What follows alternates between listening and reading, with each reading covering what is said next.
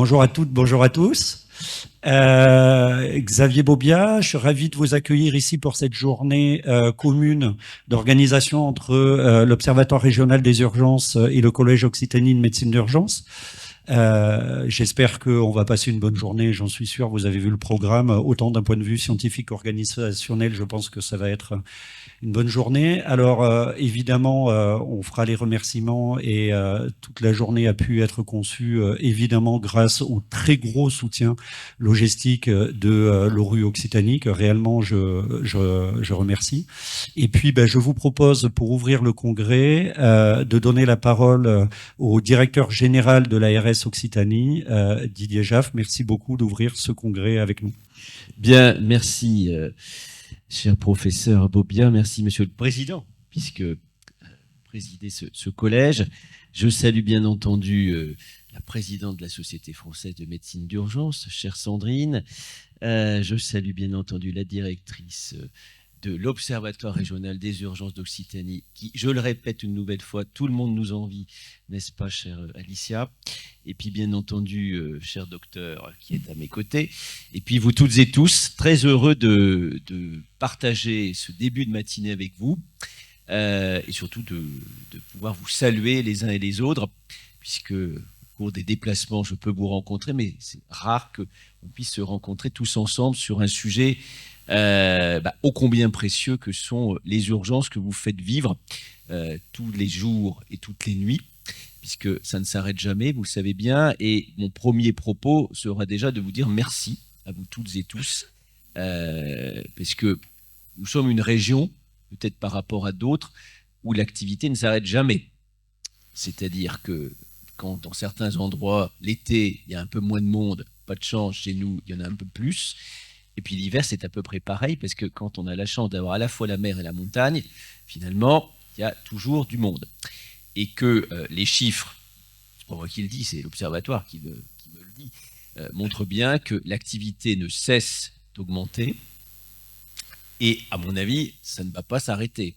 Alors, on peut toujours espérer que nos concitoyens, et j'y reviendrai, aillent moins dans vos services, etc. Mais enfin, quand même, en fait, parce que ça fait juste 30 ans qu'on raconte à peu près la même histoire, à peu près tous les ans, donc autant se dire franchement les choses. Je pense que non, ça va continuer d'augmenter.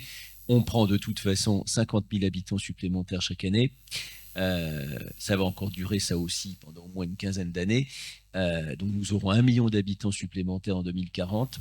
Et puis les touristes, malgré le réchauffement climatique, je pense, vont continuer de venir chez nous.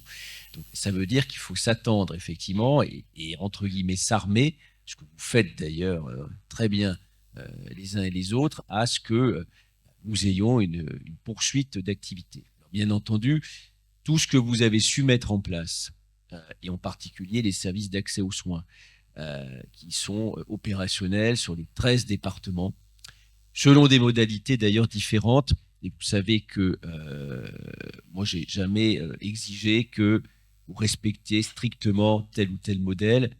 Comme d'habitude, ce qui compte, c'est que le service existe et qu'on réponde aux besoins des gens. Voilà.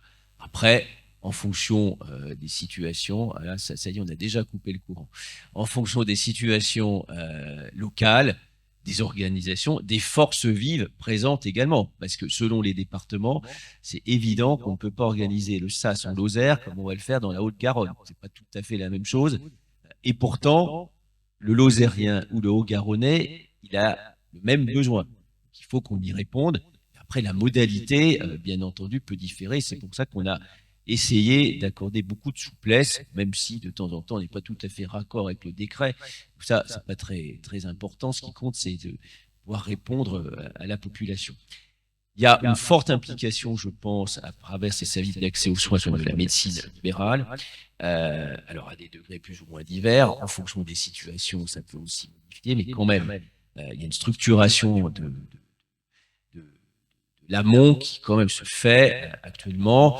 Les communautés professionnelles territoriales de santé jouent le rôle et s'investissent aussi, c'est pareil.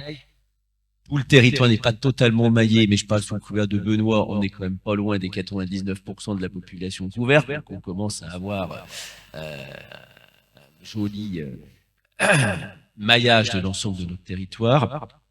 et après des implications qui sont bien sûr diverses et variées. Il n'en reste pas moins, et si je ne le disais pas, vous allez tous me scalper à la sortie, moi je ne méconnais pas non plus les difficultés que vous rencontrez. Là aussi, si j'ai bien compris la dernière étude que vous avez faite sur la région, il manque à peu près 200 ETP de médecins urgentistes, que vous arrivez au gré d'efforts importants, finalement, et comblés par du temps de travail additionnel, parce que quand on regarde les chiffres comme de par hasard, c'est à peu près les mêmes. Là aussi, moi je suis relativement... C'est comme d'habitude. Si on se prend à un instant T, vous dites comment on va faire pour y arriver à continuer de cette manière-là. Et en même temps, quand même, le fait que nous ayons deux facultés extrêmement attractives, le fait que quand même la fin du numerus clausus va commencer à porter ses fruits, parce que même si cette année est une année un peu particulière, on va commencer à avoir dès l'année prochaine l'augmentation du nombre d'internes, et finalement, in fine, c'est nos futurs acteurs, on va commencer à avoir plus de sorties et plus de recrutement. Nous sommes une région attractive, voilà, et parce que par ailleurs, je trouve que c'est beaucoup les 200 postes vacants, mais quand on regarde dans d'autres régions, là, c'est comme d'habitude, on va nous dire faut pas qu'on se plaigne. Mais je reste relativement optimiste. Le seul sujet, c'est qu'il faut arriver à passer, comme d'habitude, la dizaine d'années. Pour certains, c'est beaucoup, la dizaine d'années, n'est-ce pas? Mais c'est là où on a tout un enjeu d'une organisation. Alors, moi, je reste convaincu, et vous l'avez démontré, qu'il n'y a que l'union qui fait la force entre le secteur public, entre le secteur privé. C'est aussi une autre caractéristique de notre région. Et avec le secteur libéral. Sinon, on n'y arrivera pas. Mais voilà, si on a quand même, c'est plus, de mon point de vue, si on voit quand même une ligne de sortie, mais la fin du tunnel, c'est un peu plus vivant que si on se dit ça va continuer comme ça pendant je ne sais combien de temps. Ça veut dire que on a, vous savez, alors là aussi, Benoît m'a interdit d'en parler parce qu'il ne veut pas que je déclenche la foule. Enfin, si je viens, c'est quand même pour en parler. Vous savez qu'on révise le projet régional de santé, notamment sur son volet médecine d'urgence, n'est-ce pas? La position que nous avons, c'est de tout faire pour maintenir le maillage sur l'ensemble de notre région. Parce que on a envie d'embêter les gens. Non, parce qu'en fait, nous sommes une région tellement vaste, tellement dispersée en termes de population, que nous devons essayer de maintenir une réponse. Après, vous l'avez vu, on essaye d'utiliser là aussi le décret du mois de décembre dernier de manière non pas binaire, parce que je pense que le sujet n'est pas on ferme, on ouvre. Non, de manière à ce que quand il y a des difficultés, on puisse recourir un peu comme notre ministre, l'un de nos ministres bien connu, François Braun, nous l'avait incité, c'est-à-dire une boîte à outils, et puis en fonction des situations, on essaye de trouver la meilleure et dans la perspective que ça aille mieux. Bon, c'est un peu comme ça que nous réfléchissons dans ce qu'on vous propose dans le projet régional de santé, c'est de dire on maintient l'existant, voire dans certains endroits on upgrade, et quand il y a une difficulté RH, plutôt que de dire, parce que si on applique le décret, vous le savez, dès qu'il y a ça ne peut plus fonctionner 24 heures sur 24, normalement, moi, je dois enclencher la suspension et puis la fermeture. Bon, moi, je ne crois pas du tout à ça. Je pense qu'au contraire, il faut que temporairement, ce qui est fait déjà dans un certain nombre de cas, on puisse avoir recourir à un fonctionnement sous forme d'antenne, etc. Ce qui est important, par contre, c'est que territoire par territoire, nous ayons bien des équipes territoriales entre l'ensemble des acteurs, parce que de manière à faire face, et que surtout, les décisions qui sont prises par l'un ou l'autre soient totalement partagées, explicitées, connues, parce que je vois encore trop souvent de cas où le SAMU apprend le vendredi soir que le service va fermer le lendemain. Ça, c'est pas possible en fait. Il faut impérativement qu'il y ait une anticipation, une connaissance et que les mesures qui sont prises soient collectivement prises en fait, territoire par territoire, notamment au niveau des départements.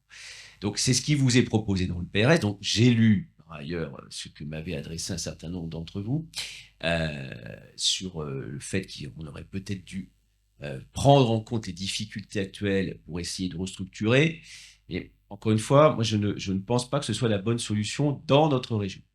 compte tenu de l'évolution démographique et compte tenu de la géographie de la région, on doit mailler notre territoire, puisque à travers vos services, hein, et ça vaut d'ailleurs pour les services des urgences, tout comme globalement nos établissements de santé, c'est l'offre de santé en fait qu'on maintient sur un territoire. Vous savez aussi bien que moi que quand vous commencez à fermer tel ou tel service, au bout d'un moment, c'est l'hosto qui ferme, mais c'est surtout l'offre de santé de ville et globalement tout ce qui va autour qui ferme. Voilà. Ça, les exemples sont nombreux pour montrer que si on commence à démanteler, en fait, la santé s'en va et après, vous avez des pans entiers de territoire où vous n'avez plus rien. Et on n'arrive même plus à avoir un médecin coordonnateur dans l'EHPAD, parce que généralement, c'est le seul truc qui reste. S'il n'y a quand même pas de médecin cordo et plus de médecin traitant, on est quand même un peu mal. Donc moi, j'ai toujours une vigilance et une vision très globale de l'offre de santé sur un territoire et pas à partir de telle ou telle spécialité. Parce que c'est quand même ce qu'attendent de nous nos citoyens, au-delà même des élus. Les habitants, quand on fait la concertation citoyenne, ce qui remonte, c'est d'avoir une offre de santé présente, un minimum présent sur là où ils habitent.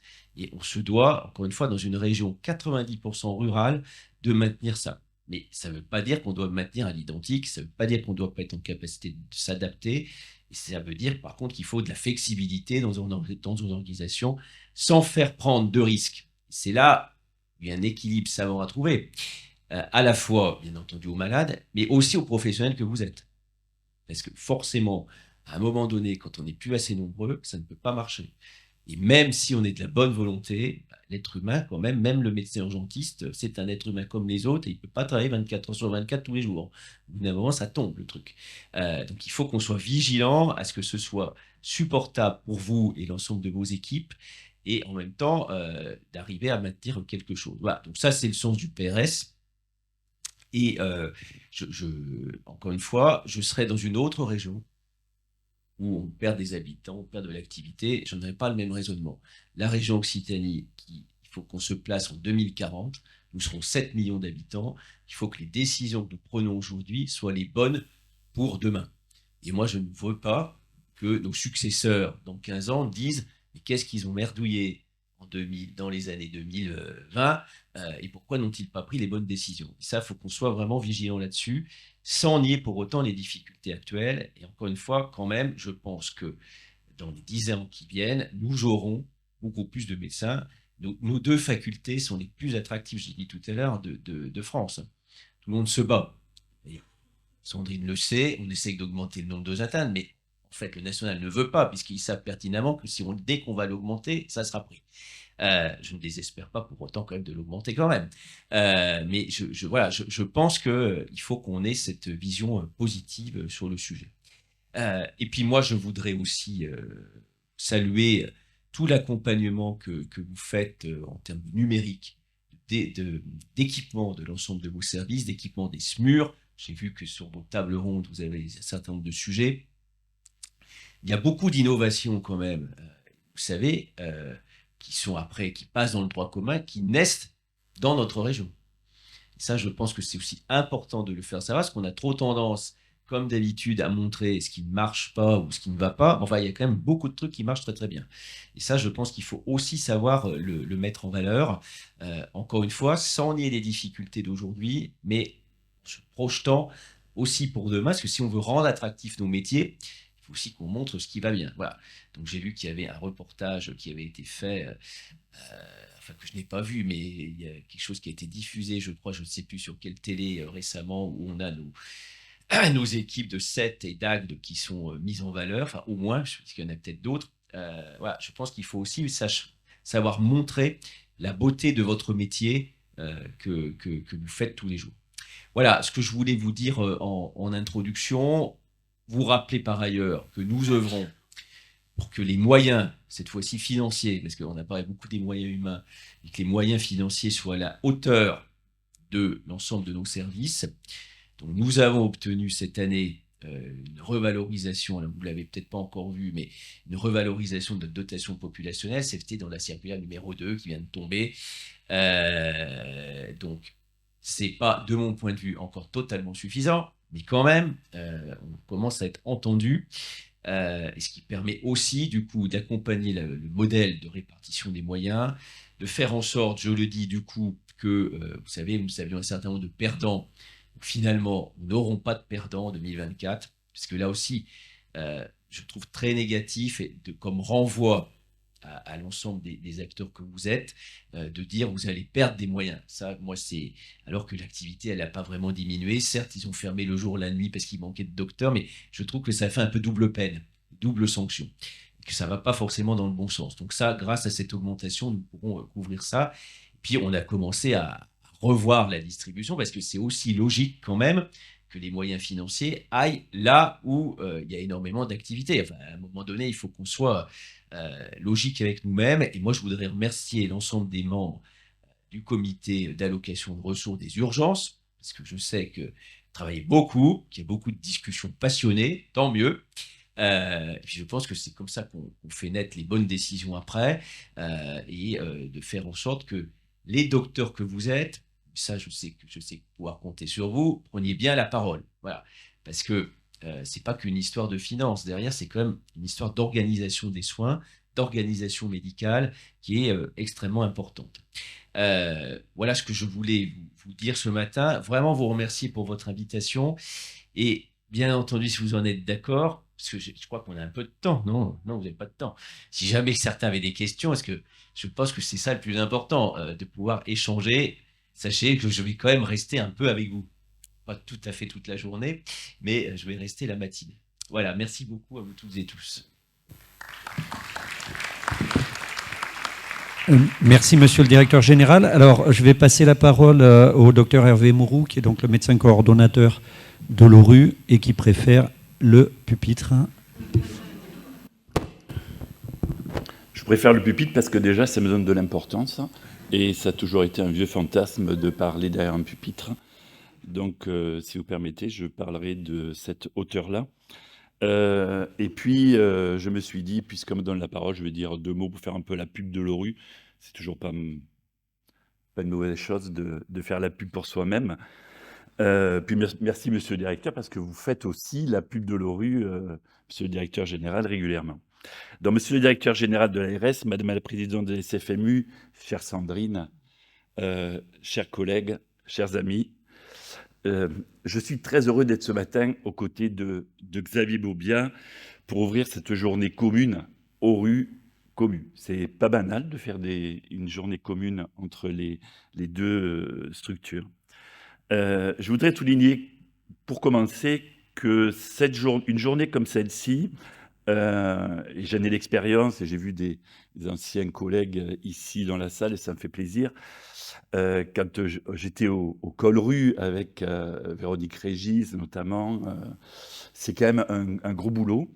C'est du volontariat, c'est des soirées très sympas jusqu'à 23h, minuit avec des pizzas, et c'est le côté sympa, et qu'on regrette presque. On regrette aussi notre jeunesse, Véronique. Donc ça demande beaucoup d'investissement de la part des participants. Il faut faire un programme scientifique. Alors on a l'expérience de Xavier sur lequel on s'appuie beaucoup. Il faut trouver des intervenants, il faut s'assurer du financement, il faut trouver des laboratoires. Donc je remercie les laboratoires aussi qui nous permettent de monter cette journée. Il y a toute la partie infrastructure, la partie organisation matérielle. Et là, merci aux équipes de l'ORU qui nous ont accompagnés pour monter cette journée. Merci à Nicolas aussi, qui avec ses 2 casquettes ORU et collège, a fait le lien entre les deux. Alors, travailler ensemble pour travailler mieux, mais aussi regarder ce que l'on fait au quotidien pour l'améliorer. C'est dans cet objectif que l'ORU a un rôle essentiel. Recueillir les informations pour analyser ce qui se passe sur le territoire, comment sont nos prises en charge, nos liens les uns avec les autres, notre activité. Nous le faisons depuis plusieurs années avec les urgences grâce au RPU. Nous sommes en train de le faire avec les SMUR, puisque nous mettons en place, grâce aux tablettes et à SMURTAB, les RPIS. Nous allons bientôt le faire avec les maisons médicales de garde au cours de l'année 2025.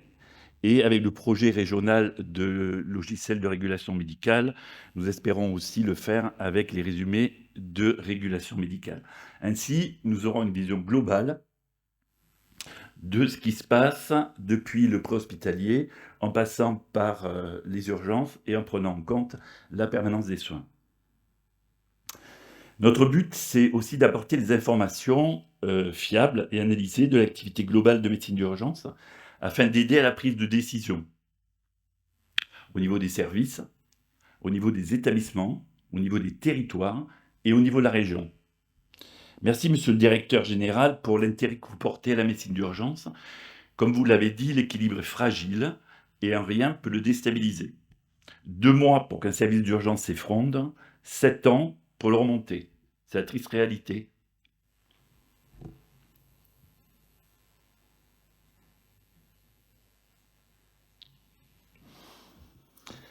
Mais sachez aussi que l'ARS, pour la plupart des urgentistes, c'est loin, c'est vague, et que notre interlocuteur, c'est souvent le directeur d'établissement. C'est lui qui a le plus d'impact sur un service, autant en bien qu'en mal d'ailleurs. Et quand je vois qu'un établissement public met en place un CMSI, alors que son service d'urgence a un taux d'hospitalisation en prépassage de 33%, alors que la moyenne régionale est de 19%, je me dis que les données de l'ORU et les analyses n'ont pas servi à grand-chose. Heureusement, et on le verra tout au long de la journée, l'analyse de l'activité, l'analyse que l'on fait à l'ORU et son utilisation peuvent être structurantes, notamment dans les filières, et je vous souhaite une bonne journée.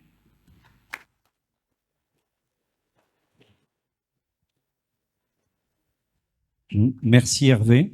Donc comme chacun fait ce qu'il veut, moi je fais ni pupitre ni assis. Donc pour finir ce mot d'introduction, alors je passe le dernier, c'est le plus dur, puisque évidemment tout le monde veut que le congrès commence, ce que je comprends bien. Bien sûr, dire quel est le sens, hein, c'est toujours important de mettre du sens dans ce qu'on fait. Donc le sens de cette journée, vous avez vu le titre, hein, c'est « Travaillons ensemble ». Et je pense qu'il est vraiment important que tout le monde comprenne bien que nous sommes tous condamnés en fait, à travailler ensemble. Ce n'est pas une histoire de choix. Et à l'intérieur de cette condamnation de travailler ensemble, on est bien obligé d'essayer chacun de comprendre nos contraintes de chacun. Alors, moi, je suis président du collège et le collège a été sollicité pour organiser ça, pour le côté programme scientifique, pour lequel je remercie vraiment Fabien Coisy et Frédéric Balin pour la conception. On ne peut pas ne pas remercier le principal architecte de cette journée, qui est Nicolas Bounot, qui en plus a les 2 casquettes, hein, qui est et au collège et à l'ORU, et qui à l'ORU a ce travail de filière sur lequel on va travailler aujourd'hui. Ces travaux de filière, c'est vraiment quelque chose de très important, à l'instar de la traumatologie. Je pense qu'il faut vraiment qu'on arrive à avoir ces filières qui se développent. Et ce qui est important, c'est que nos interlocuteurs, que ce soit les autres spécialités ou que ce soit nos tutelles, comprennent qu'il est important de respecter les spécialités. Nous formons les médecins en fonction de leur spécialité et c'est hyper important de le respecter.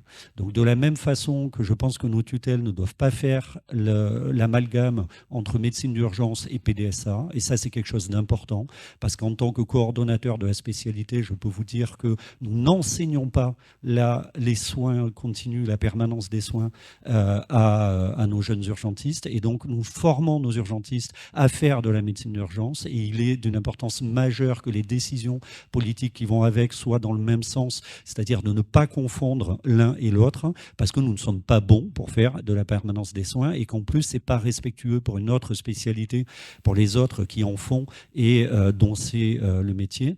Et pour les autres spécialités dans lesquelles nous sommes intégrés dans l'ensemble de ces filières, comprendre que chacun, évidemment, a sa bonne place et que le système ne peut marcher que si chacun a sa place. Et nous avons la chance, en termes de médecine d'urgence, d'être une activité très réglementée, dans laquelle il y a beaucoup de textes qui expliquent bien que la médecine préhospitalière, l'aide médicale urgente, c'est l'apanage des SAMU, que les SAMU, c'est l'apanage de la spécialité de médecine d'urgence, etc., etc. Et c'est la même chose pour le reste. Dans la filière AVC, qui dépiste, évidemment, c'est nous.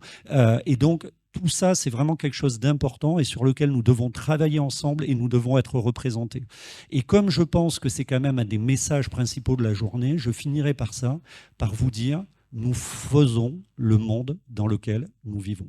Et si vous, en tant que médecin urgentiste, vous pensez qu'il faut faire évoluer ces filières, qu'il faut les faire avancer, qu'il faut faire évoluer la place de la médecine d'urgence dans notre société, devant les autres spécialités, devant nos tutelles, engagez-vous dedans. Je vous le dis très sincèrement, nous faisons le monde dans lequel on vit. C'est-à-dire qu'on est avec des ouvertures, les gens sont prêts à écouter, nos tutelles sont prêtes à écouter si on argumente. Et donc, on peut faire avancer les choses et on peut les faire évoluer dans le sens qui nous semble bon pour la population et en recentrant tout le temps, bien sûr, le malade au centre de nos préoccupations.